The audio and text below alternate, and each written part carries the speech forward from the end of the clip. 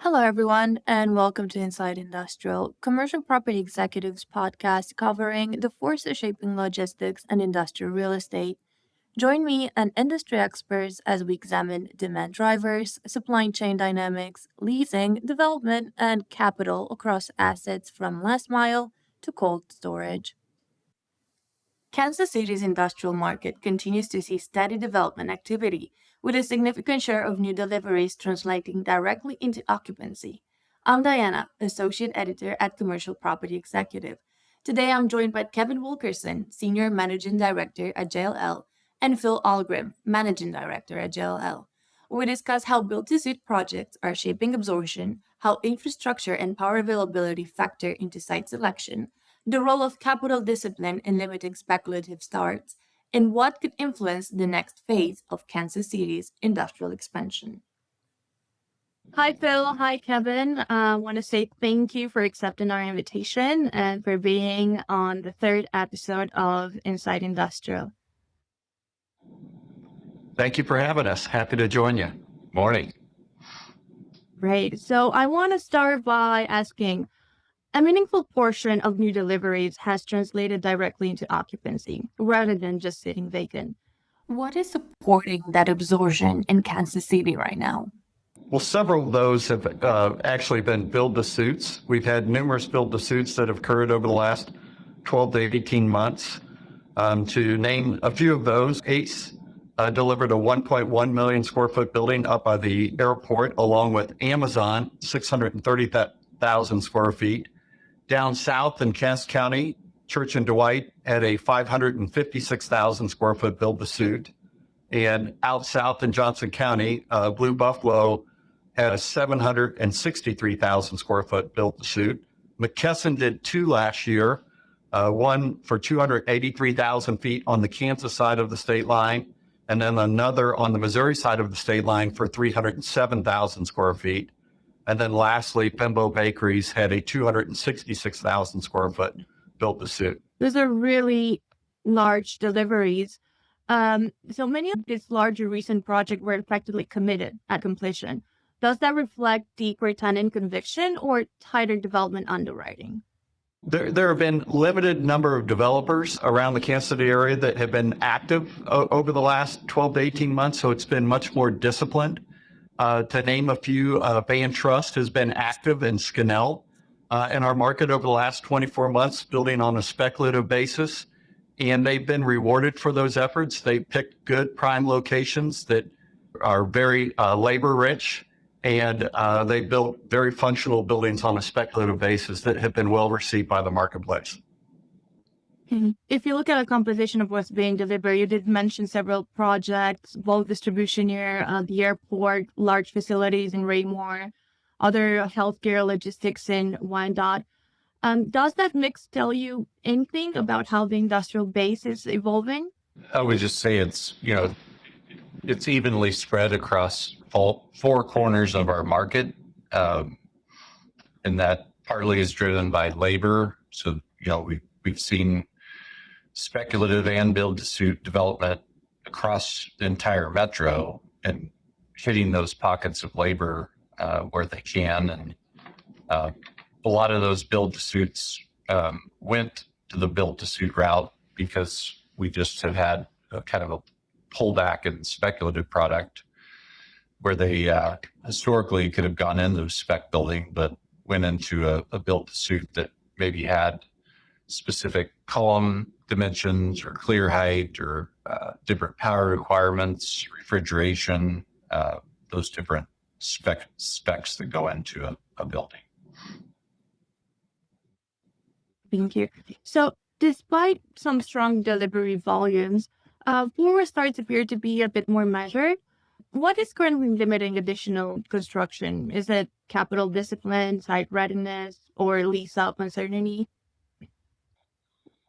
Well, the leasing underwriting has been sound all the way through this last cycle. We've seen rent growth, a consistent rent growth. We've seen annual escalations in TIs and concessions stay fairly stable. So the biggest impact in terms of development today is finding the development ready land sites. And then there's been new capital coming in to support these developers. And so it's taking additional time for that capital to get comfortable with the Kansas City market. But once they've investigated it, they've definitely been very comfortable with it and deployed capital here in the Kansas City market.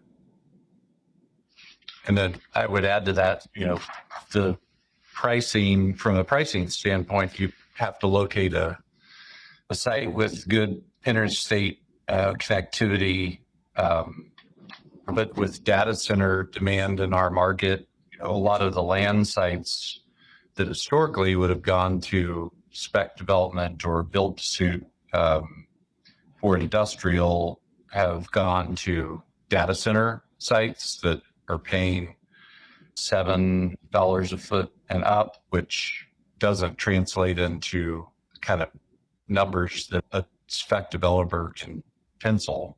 So that's become a factor as well.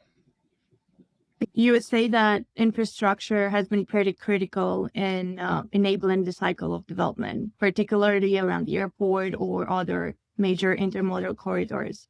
Yeah, the infrastructure for a traditional industrial developer site, we have really strong electrical grid here through Evergy primarily. Now, when you get into data center sites, that starts to become a longer lead time and significant costs for the upfront study. But for just traditional manufacturing and warehousing, we have that capability in our market. Power and utilities are shaping the industrial feasibility nationally. Where does that constraint become real in the development timeline? Really, for the most part, it begins with site selection. And, to the extent that it's a manufacturing use or a data center use, the Evergy, who is our largest electrical provider here in Kansas City, they do an energy study, a feasibility study, and today they charge for that study to eliminate, a number of folks that were just exploring different options in the marketplace. They've kind of weeded out those that are doing it on a speculative basis and really focused on those that are primarily interested in building a manufacturing facility or a data center. That study today is taking about 12 to 15 months, and they charge a six-figure number to do that study.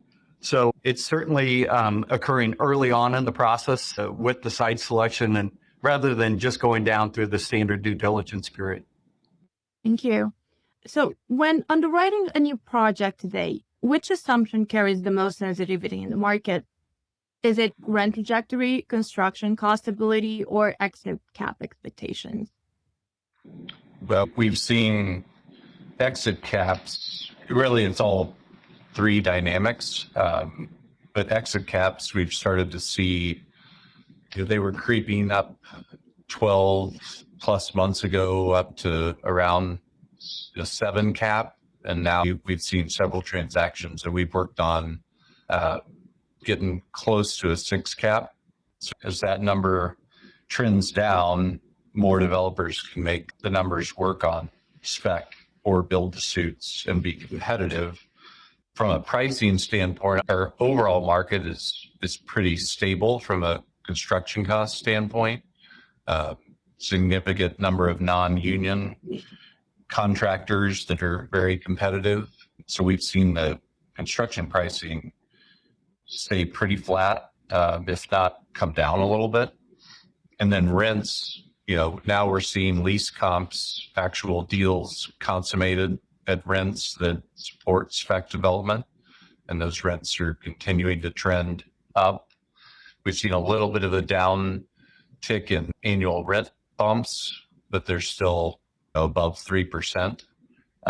So all those factors tend to pencil out for a development. Looking at the current pipeline, is there a specific product type, whether very large bulk, mid-bay, or specialized facilities, where you would want to see more depth or more caution? Our highest demand continues to really be in that 2 to 350,000 square foot range. And those are typically rear loaded buildings. We've been able to support spec development really in all four corners of the market with that profile. Looking forward, I think there's an opportunity to build 400 to 700,000 square foot buildings, primarily outside of the Johnson County market.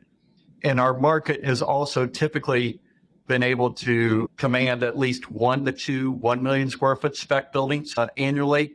We're in the final stage of leasing the current one that's up. It's roughly 920,000 square feet, and there are two tenants vying for that space today. So we're finally at a crossroads where we can actually look to bring one large facility, if not two, to the market in the next 12 to 18 months. That sounds great. Looking ahead, what would meaningfully alter the trajectory of Kansas City's industrial development boom, either accelerating it or forcing a slowdown? Well, we're in an interesting position. We're at a point in time where, for the first time in probably the last 10 to 15 years, that we are at a risk of running out of spec product, at least in certain pockets throughout the Kansas City market. We say that with a little bit of caution, just because there are a number of new developers to the market, but also existing developers that are looking to potentially add spec product to the market. And when we look around the Kansas City metro, we certainly can support additional buildings on the north side of town and down in the southeast side of town. The one area that we're a little bit concerned with would probably be in the southwest, the Johnson County market, to where there's a number of developers that are lined up to potentially go up with spec building. If all of them pull the trigger, that could have a negative impact on our market.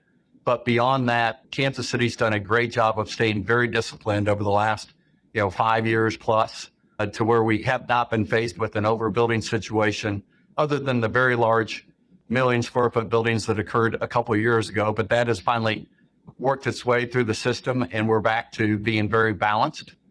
So we're in need of new product to be added to the metro, but we're also saying that with a little bit of caution down in the southwest quadrant. Yeah, caution is always great, especially for a balanced market. As my last question for today, if you want to mention something that we haven't touched on, something on why we should be keeping our eye on Kansas City industrial market.